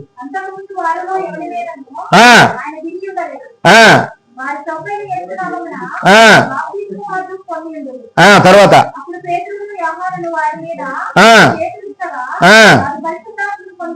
పొందిరి. పరిశుద్ధాత్మ కొరకు ప్రార్థన చేయండి. పరిశుద్ధాత్మ నా సంఘంలో దిగి రావాలి, నా సంఘం సభ్యుల్లో దిగి రావాలి. పరిశుద్ధాత్మ అందరూ నింపబడాలి, అందరూ ప్రార్థన చేయాలి శక్తివంతంగా. అప్పుడు ఎప్పుడు దిగలేదు. ఇంతకుముందు బాప్తీసం తీసుకున్నారు యోహాను గారి దగ్గర, మారు మనసు సంబంధమైన బాప్తీసం, కానీ పరిశుద్ధాత్మ రోజున దిగలేదు. కారణం ఏంటి? ఎందుకు దిగదు పరిశుద్ధాత్మ? ఎందుకు దిగదండి పరిశుద్ధాత్మ? ఎందుకు దిగదు? అక్కడే ఉంది అర్థం. మనలో చెప్తుంటే పరిశుద్ధాత్మ ఎందుకు దిగుతుందండి? మన మనసు కరెక్ట్ అయ్యి ఉంటే పరిశుద్ధాత్మ మనలో దిగి ఉంటుంది. అందుకే అన్నాడు తెస్సలోనికీలో, పరిశుద్ధాత్మను ఆర్పకుడి అన్నాడు. అంటే ఒక్కోసారి ఆరిపోతుంది దీపం. అది ఆత్మ, దేవుని ఆత్మ ఆరిపోతుంది ఒక్కోసారి. ఇంకొకటి చీకటి కమ్మేస్తాడు. నీ జీవితం భయంకరమైన చీకటి కమ్మి జీవిస్తాడు. నీకున్న నమ్మకం పోతుందన్నమాట, దేవుని మీద ఉన్న విశ్వాసం పోతుందన్నమాట. నీకు గమనించాలి ప్రియులారా. ఇంకొక మాట నేర్చుకుందాం. చూడండి, 9వ అధ్యాయం 40వ వచనం.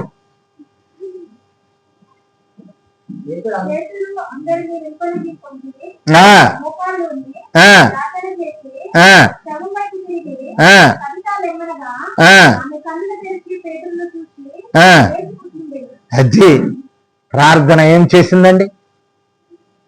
చనిపోయిన వారిని కూడా లేపగలిగింది ప్రార్థన. శిష్యులు ప్రార్థన, యేసుప్రభు ప్రార్థన కాదండి.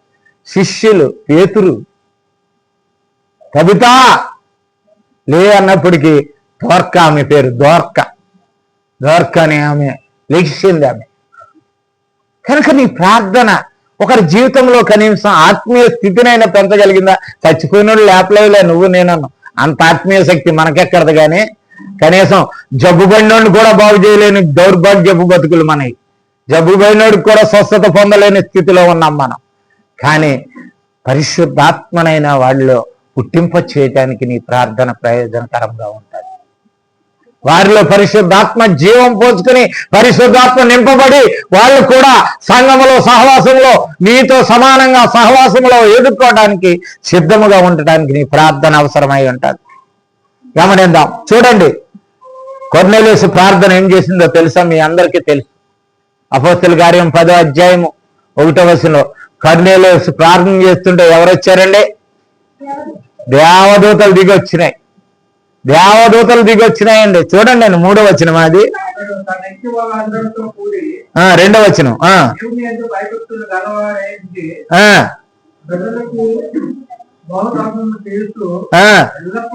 దేవునికి ప్రార్థన చేయువాడు పగలు 3 గంటల వేళ దేవుని దూత అతని ఎద్దకు వచ్చి కర్నేలు అది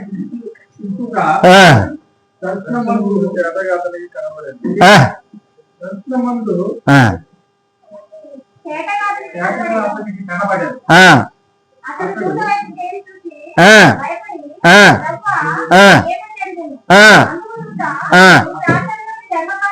నీ ప్రార్థనలు నీ ధర్మకార్యములు దేవుని సన్నిధిని జ్ఞాపకార్థకముగా చేసినవి. దేవుడు జ్ఞాపకము చేసుకున్నాడు నీ యొక్క ప్రార్థన.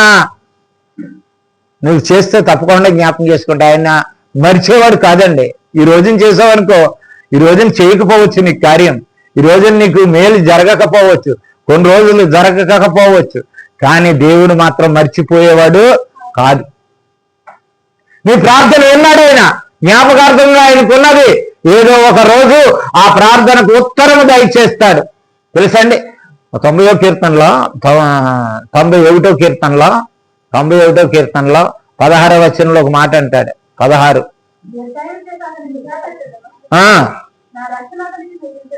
తర్వాత అక్కడ ఉత్తరం ఇచ్చేదననే మాట ఉంటుంది చూడమ్మా. అతడు నాకు మొరపెట్టగా అతనికి నేను ఉత్తరం ఇచ్చేదను. మర్చిపోను, అతని మొరను నేను మర్చిపోను, అతని బాధను నేను మర్చిపోను. అతని ప్రార్థన జ్ఞాపకార్థంగా నా సన్నిధిని చేరుతుంది. నేను ప్రార్థన చింతపడిపోవటం కాదు, ఆళ్ళకి చెప్పడం కాదు, నా కోసం ప్రార్థన చేయండి, నా కోసం. నీకు ప్రార్థన చేయటం చేతకాక చెప్పు, సహవాస సంఘంలో మంచిదే, కానీ నీ ప్రార్థనలో కూడా శక్తి ఉంది. మనం బలహీనులమని ఎప్పుడు అనుకుంటామో అప్పుడే మనం బలవంతులు అవుతాం దేవుని సన్నిధిలో, ఆత్మలో. తెలుసా? అది గమనించాలి. ప్రతి వారు గమనించవలసింది ఏంటంటే, నేను బలహీనుణ్ణి, నాకంటే ఇంకొక ఆయన ప్రార్థన చేస్తే నాకు మేలు అవుతుంది అనుకో అవసరం లేదు. నువ్వు మోకరించి దేవుని సన్నిధిలో నువ్వు ప్రార్థన చేయి. అందుకే పౌలు అన్నాడు, మన కొరింథీయులకు రాసిన 2వ పత్రిక 12వ అధ్యాయంలో 7వ వచనం, నేను ఎప్పుడు బలహీనుడనో అప్పుడే నేను బలవంతుడను. ఎందుకంటే అక్కడే ఉన్నది, చదవండి, ఇంకా తీయలేదు.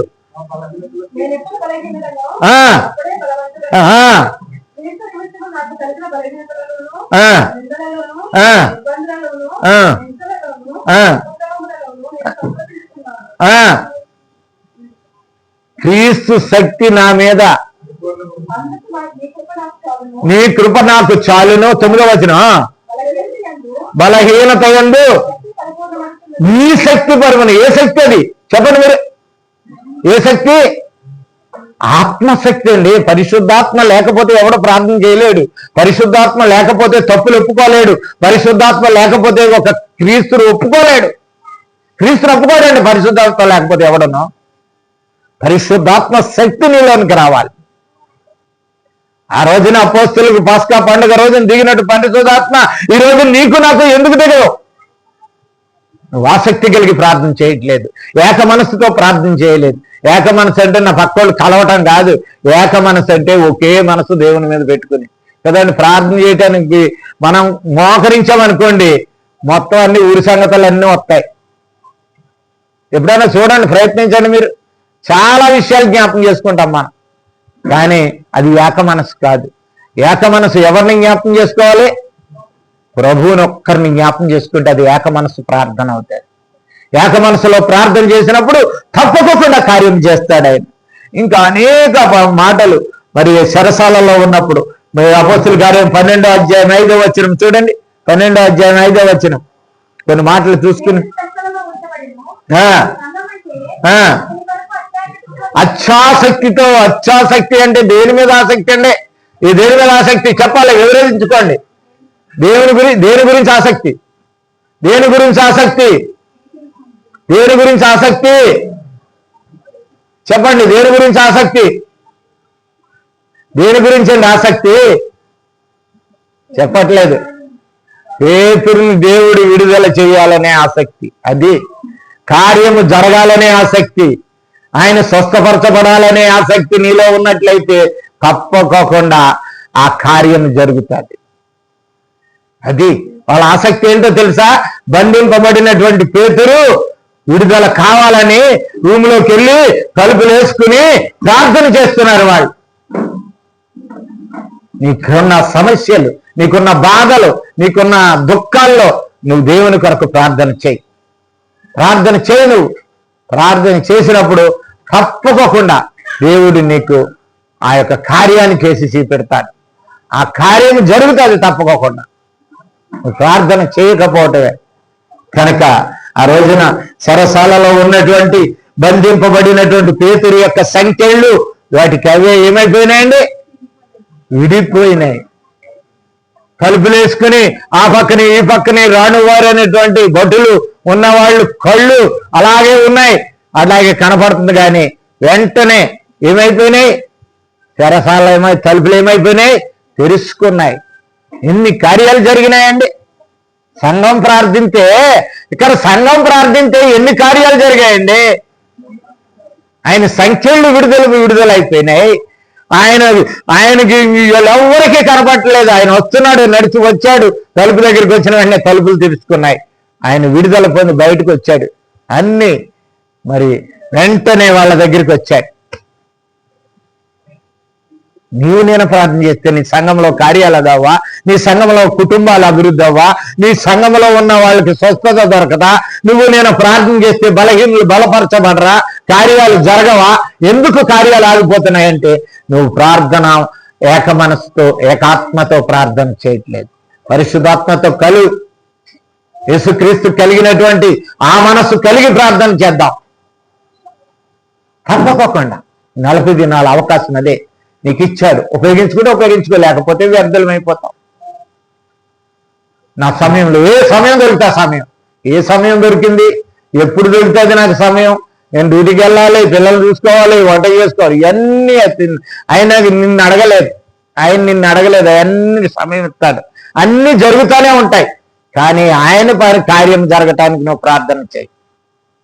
ఆయన కార్యం జరగటానికి నువ్వు ప్రార్థన చేయి. ఇంకా 4 మాటలు చేసుకుని ముగించుకుందాం. మనం 4 మాటలు చెప్పుకుని ముగించుకుందాం. చూడండి, కనుక వాళ్ళు ఆ రోజున పేతురు చెరసాలలో ఉన్నప్పుడు మరి ఒక గొప్ప కార్యాలు చూడండి. ఒక మాట చదువుకున్నాను ఇక్కడ, 16వ అధ్యాయం 13, 14, 15.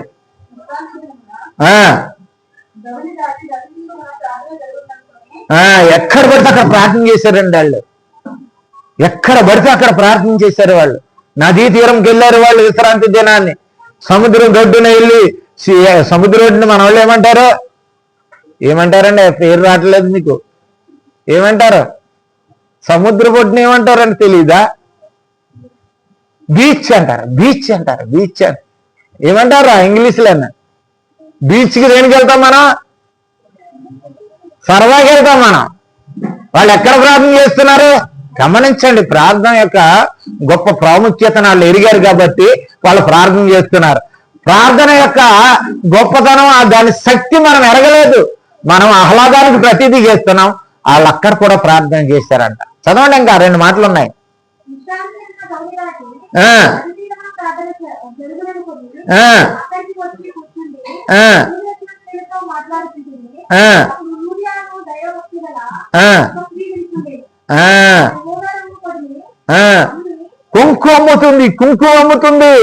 కుంకుమ అమ్ముతున్న దానికి పనిచేసింది దేవుని వాక్యము. వీళ్ళ ప్రార్థన పనిచేసింది. వీళ్ళ ప్రార్థన శక్తి బాధకి ఆమె మారు మనసు పొంది బాప్తిసం పొంది తన ఇంటి వారితో బాప్తిసం పొందారు. ఒక్కరు నీ ప్రార్థన వల్ల నీ సంఘానికి ఒక సభ్యుడు పెరిగాడా? నీ సంఘంలో ఒక వ్యక్తి మారు మనసు పొందాడా? నీ సంఘంలో ఒక వ్యక్తి అవిధేయ స్థితిని తొలగించుకున్నాడా? ఒక వ్యక్తి వ్యసనాల నుండి మానగలిగాడా? నీ ప్రార్థన దేనికి ఉపయోగపడ్డదండి?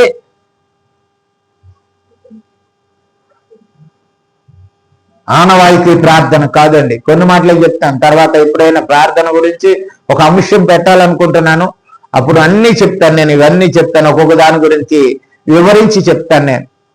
చూడండి, కొన్ని మాటలు నేర్చుకుందాం. అపోస్తలుల కార్యం 16వ అధ్యాయం 25వ వచనం. మధ్యరాత్రి వేళ పౌలు శీలను జైల్లో వేశారు. వాక్యం ప్రకటిస్తుంటే జైల్లో వేసినప్పుడు, చెరసాల్లో వేసినప్పుడు, జైల్లో బంధించి మరి బొండలతో పంకెలతో కట్టేసి, బొండలకు రాళ్ళేసి కట్టేశారు. ఎవరిని? పౌలును శీలను కట్టేస్తే వాళ్ళు ఏం చేయాలి? అయ్యో ఎవరు వస్తారు, రికమెండేషన్ ఎవరు, ఎమ్మెల్యే దగ్గరికి వెళ్దామా లేకపోతే రాజు దగ్గరికి వెళ్దామా అన్నారా? వాళ్ళు ఏం చేశారండి? వాళ్ళు చెప్పాలి మీరు. పాటలు పాడుతూ దేవునికి ప్రార్థన చేశారండి. మనకు కష్టం వచ్చిన వెంటనే ఉరికిలాటేమంది. ఎవరికైనా నీరసమైందనుకో ఉరికిలాట ఆగదా అసలు. ముందు ఎక్కడ పరిగెత్తాలంటే అక్కడికే పరిగెత్తాలి. అయిపోయిన తర్వాత ప్రార్థన చేయండి మరి కొంచెంసేపు. ఇది మన జీవితం యొక్క వాల్యూ, క్రైస్తవ జీవితం యొక్క వాల్యూ చెప్తున్నాను నేను, అంతే.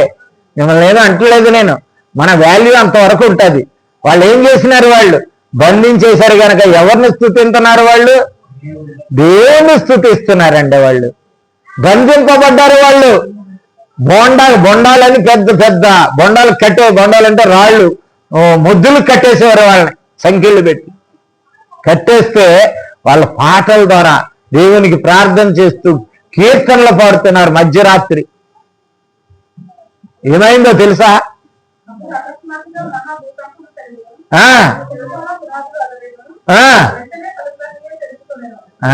ఇప్పుడు మన ప్రార్థన జరగదా? అట్లా జరగదా? మనకొకటి వాళ్ళకో నీతి అండి.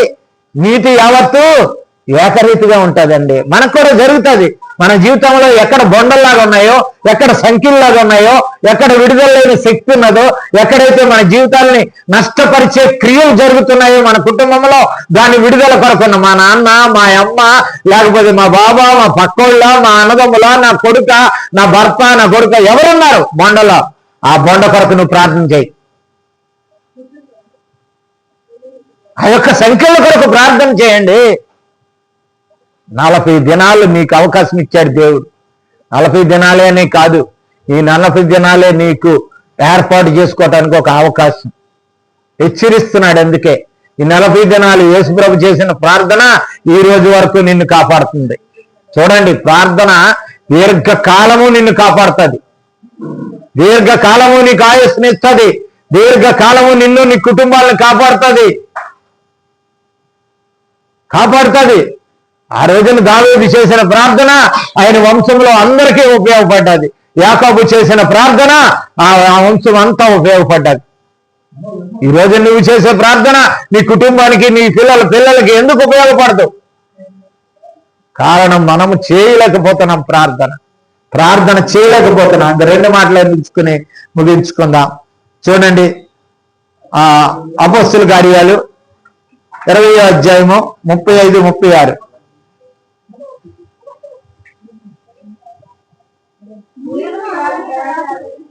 ఆ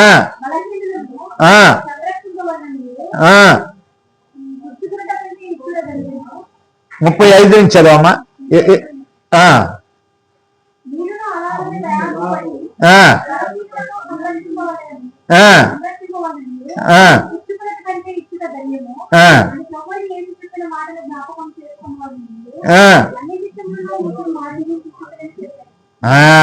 కనుక ఇచ్చుట ధన్యం అంటే కానుకల దగ్గరికి వచ్చేస్తున్నారు చాలా మంది. కానుకల దగ్గరికి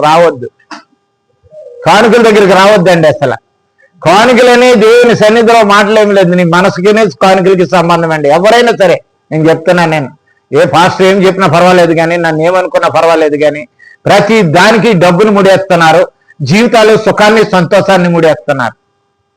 ప్రతి దానికి ముడేస్తున్నారండి. ఇవ్వాలి, వాళ్ళకి ఆశీర్వాదం ఇవ్వాలి, వాళ్ళ కొరకు ప్రార్థన చేయాలి. నువ్వు వాళ్ళ దగ్గర నుంచి పొంది ప్రార్థన చేయండి అని అడగటం కాదు, వాళ్ళ కోసం నువ్వు ప్రార్థన చేయి. ఇచ్చుట ధన్యత నీకు. నువ్వు వాళ్ళ కోసం ప్రార్థన చేస్తే నువ్వు ఆశీర్వదింపబడతావు. ఇప్పుడు తిమోతికి రాసిన 1 పత్రిక 2వ అధ్యాయము లో ప్రార్థన ఏంటంటే, నీవు మాన్యముగాను, సుఖముగాను, సంతోషంగా జీవించు నిమిత్తమో మనుషులందరి కొరకు ప్రార్థన చేయి. ఈ ఇస్తున్నావు నువ్వు ప్రార్థన. వాళ్ళ ప్రార్థన మనుషులందరి కొరకు నువ్వు ప్రార్థన చేస్తే నువ్వు సుఖంగా ఉంటావు. అది ధన్యత. ఇచ్చడం వరకు ప్రార్థన చేయాలి. అనేక విషయాల్లో విశ్వాసులు అనేక విషయాల్లో ప్రార్థన చేయాలి. కనుక ఆఖరికి కొన్ని మాటలు చేసుకుని చూసుకోండి. ఎఫెసీయులకు రాసిన పత్రిక 6వ అధ్యాయం 18వ వచనం. ఇంకా 4 మాటలు మాత్రమే చూద్దాం. 6:18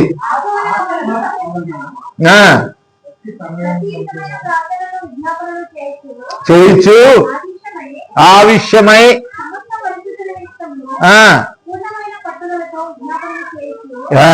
పూర్ణమైన పట్టుదల. నా సంఘంలో ఎవరు బలహీనంగా ఉన్నారు, ఎవరు రాలేకపోతున్నారు, ఎవరు కష్టాల్లో ఉన్నారు, ఎవరు బాధల్లో ఉన్నారు, ఎవరు దుఃఖాల్లో ఉన్నారు, ఎవరు శారీరక బలహీనతలతో కుంగిపోతున్నారు, వారి కొరకు నేను ప్రార్థన చేయాలి, విజ్ఞాపన చేయాలి. నీకు సంఘం అంతా తెలుసు, నీకు సంఘం అంతా నీ సహోదరులు. అదే దావీదు అన్నాడు, సహోదరుల నిమిత్తమనో సహవాసము నిమిత్తమని అన్నాడు. ప్రార్థన చేయాలి, మన అవసరత అది. దేని గురించి నువ్వు బాధపడవలసింది? ఫిలిప్పీయులకు రాసిన పత్రిక 4వ అధ్యాయం 6. దేని గురించి చింతించకూడదు కానీ ప్రార్థన విజ్ఞాపనల ద్వారా మీ విన్నపములు దేవునికి తెలియజేయడి. దేని గురించి చింత? అన్ని దేవుడు చూసుకుంటాడు. నువ్వు ప్రాగులాడేసి ఉరికేసి ఒళ్ళంతా నలగొట్టుకుని శ్రమ పడిపోయి ఎంత అయిపోయింది అంతా ఆలోచించి ఏం చేయలేవు. ఒక ఎంట్రీ కన్నా తెలుపు నలుపు కూడా చేయలేవు నీ జీవితం. కానీ సమస్తము చేయగలడు దేవుడు, సమస్తము చేయగలడు. నువ్వు ప్రార్థన చేయి, సమస్తము చేయగలడు.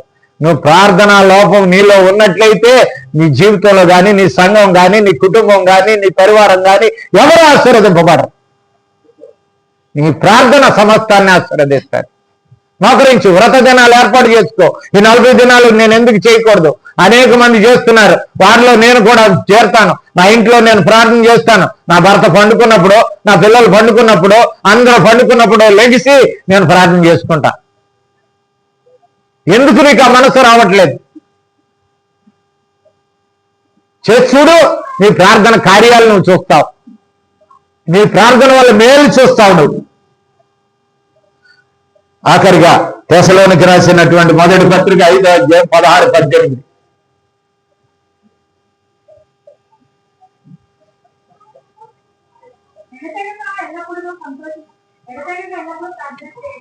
ఎడతెగక ఎల్లప్పుడూ ప్రార్థన చేయుడి,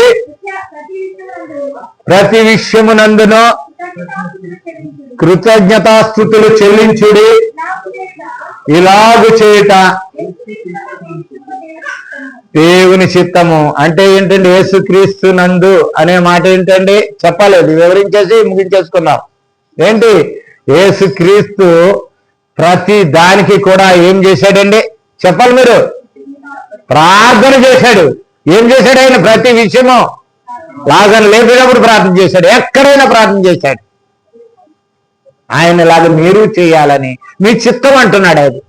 అది మన చిత్తం. అది దేవుడు యేసుప్రభు లాగా మనం ప్రార్థన చేసినప్పుడు యేసుప్రభుకి ఎలా కార్యాలు చేశాడో నీకు నాకు ఎందుకు చేయడు ఆయన? ప్రియులారా, గమనిద్దాం. ఈ 40 దినాలకు కూడా నేను ప్రార్థన చేయాలి. నేను నిర్ణయించుకుంటాను ఈ రోజు నుంచి. నేను నా భర్తను లేపి నేనే చేస్తాం, నా పిల్లలను లేపి చేస్తాం, ఇది తర్వాత ఇష్యూ, నెక్స్ట్. ఇప్పుడు మట్టికి మాత్రం నీకు ఏకాంత ప్రార్థన చేయి. నా పిల్లలు చేశారా లేదా? నా భార్య చేసిందా లేదా? నా భర్త చేస్తున్నాడా లేదా? ఇంకెవరో చేస్తున్నారా లేదా? నీకు అనవసరం. నీ మట్టికి నువ్వు యవనస్తుడువా, యవనస్తురాలువా, వృద్ధాప్యంలో ఉన్నావా, బలహీనతలో ఉన్నావా, కుటుంబ పెద్దగా ఉన్నావా, బాధ్యత కలిగి ఉన్నావా, ఏ విధంగా ఉన్నావు? ప్రార్థన వల్ల పనులు జరుగుతాయి. కార్యాలు, పనులనే మాటను ఏమంటారమ్మా? కార్యాలు జరుగుతాయి నీ జీవితంలో, నీ సంఘములో, నీ పరిసర ప్రాంతాల్లో, నీ ప్రదేశంలో. తెలుసా అండి? ఎందుకు తెచ్చావు ఇక్కడ కానీ అడిగాం మేము ఒకసారి. ఎందుకు తెచ్చావు మాకు ఈ గొడవల్లో కానీ అడిగాం ఒక రోజుని. రే సన్నాసి, అలాగే ప్రార్థన చేస్తున్నావు ఎందుకురా? ఇందుకే తెచ్చాను రా నీ రోజు చూపించాడు గాజుల రామారాన్ని.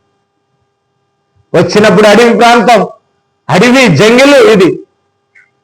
ఒక దాసుని ఒక ప్రాంతం పంపించాడంటే ఆ ప్రాంతం సస్యశ్యామలం అవటానికే. గమనించండి. అలాగే మనము కూడా ఇక్కడ ఒక ఆశీర్వాదకరంగా ఉండాలి. నేను చెప్పేది అది. నా గొప్పతనం కాదు అది. ఎవరి గొప్పతనం అది? దేవుని గొప్పతనం అది.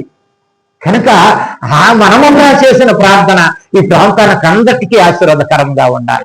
సంఘానికి అంతటికీ ఆశీర్వాదకరం, సంఘ కుటుంబాలందరికీ దీవెనకరంగా ఉండాలి. అట్టి ధన్యతలో దేవుడు మనలందరినీ కూడా జ్ఞాపకం చేసుకును గాక. ఆమేన్.